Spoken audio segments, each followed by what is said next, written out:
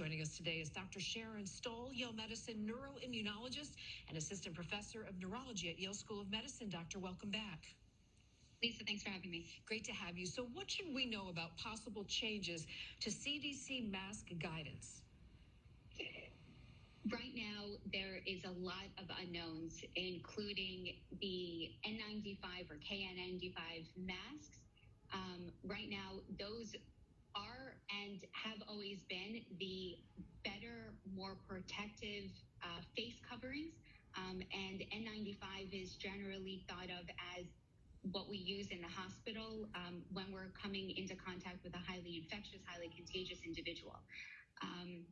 Right now, the better fitting masks is part of the recommendation for the second half of quarantined individuals. So for those that have Omicron variant or COVID, isolate and quarantine for the first 5 days, and if completely asymptomatic, the second 5 days wearing a tightly fitted mask.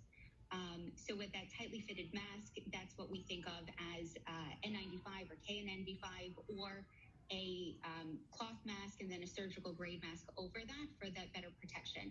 However, those tighter fitting masks, when wearing them all the time, and usually the ones that have been wearing them all the time have been healthcare workers throughout this pandemic, is extremely difficult and will leave marks around the face. So something to consider. Okay. Kids' cases of COVID are surging. What's your advice to parents? The best thing that we can do for our kids is to make sure they're up to date on all of their age-appropriate vaccines, including this year the flu shot, which we've seen a significant rise in the flu in this season, and for COVID as well, for those that are eligible for getting vaccinated. All right. And finally, there's been a lot of stigma surrounding testing positive. What has been your experience?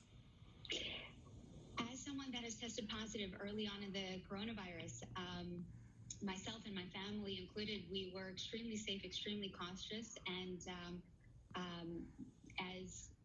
as many of our listeners have been throughout this pandemic, it is something that should not be stigmatized.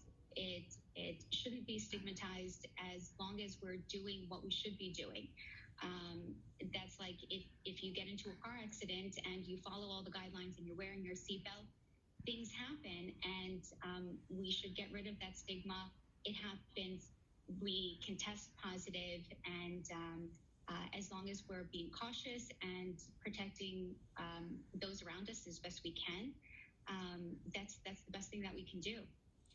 That is great advice, because at this point, it seems like everybody knows someone who has COVID right now and is either staying home or, it's very spreadable, very fast. Yes. Dr. Sharon Stoll, thank you so much for all your time. Thank you.